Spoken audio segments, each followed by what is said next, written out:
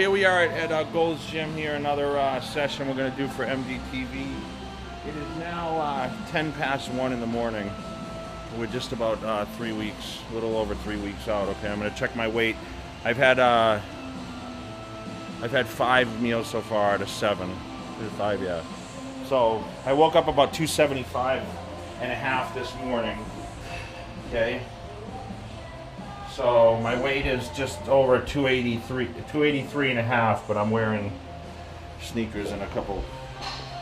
So I figure I fluctuate about 6 or 7 pounds through the day. So we're gonna bang out some hamstrings today. So let's go hit it.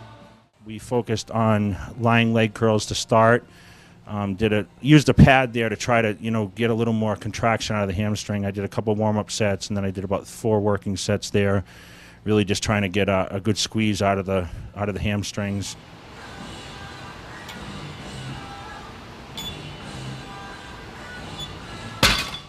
Next, moving seated leg curl, which really helps focus, take the hips out of the movement. We did 3 sets there, going up to almost the whole weight stack. Just really trying to get a good squeeze and get a good stretch on the hamstrings. It's something that I think is a little different for those gyms that actually have that seated leg curl, that ham tractor. It's a really good movement for the hamstrings.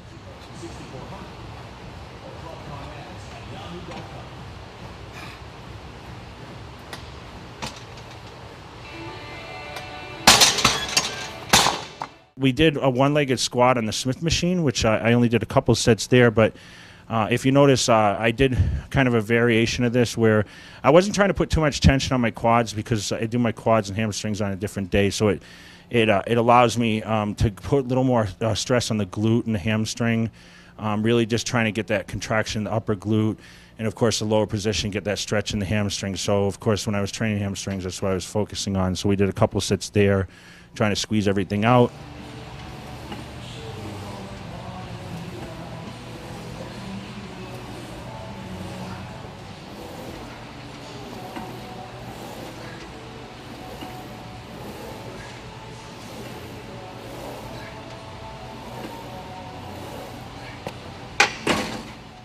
Next, moving over to stiff-legged deadlifts with dumbbells, which in the past I've done these and not really felt them as much. I was bending my knees too much.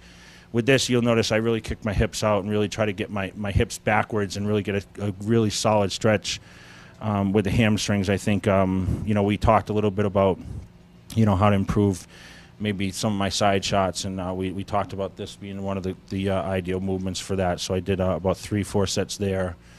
Going up to about 70 pounds.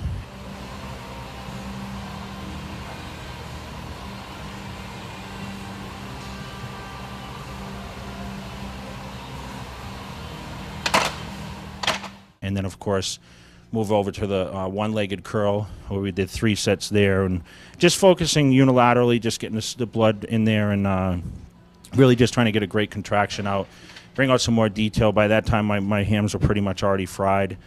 As you see, I did a couple stretches at the end just to try to really get, everything loosened up.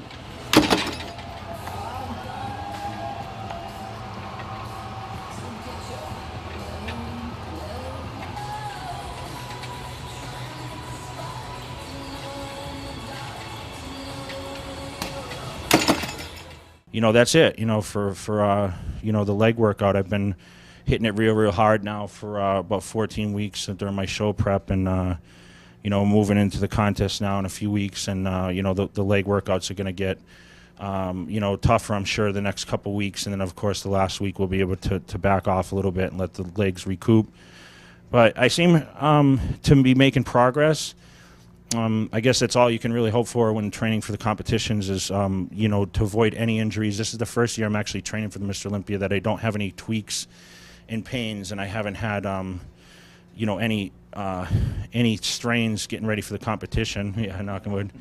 And I seem to be, on track as far as my training, and now it's just following the routine and getting dialed in for the competition, and hopefully grabbing that 5th title here in 3 weeks. And I'll let Hani say a few words, how our progression has been with our training, and because that's what we're really focused on this year is you know, just bringing the best package we can. I mean, I'm not trying to be any bigger.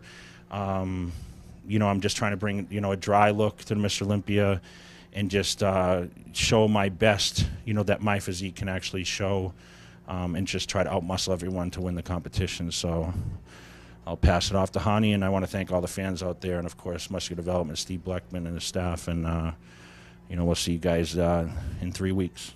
Okay, I just got into Vegas about 4 hours ago. Jay picked me up. I was doing a stint out in Boise for a couple days.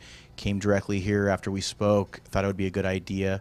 Normally, Jay comes out to San Jose about 4 weeks out, but this year, due to the fact that he had to go out to one of his events down in San Diego, we were able to change some things up for me to come up here and make sure that everything's on track.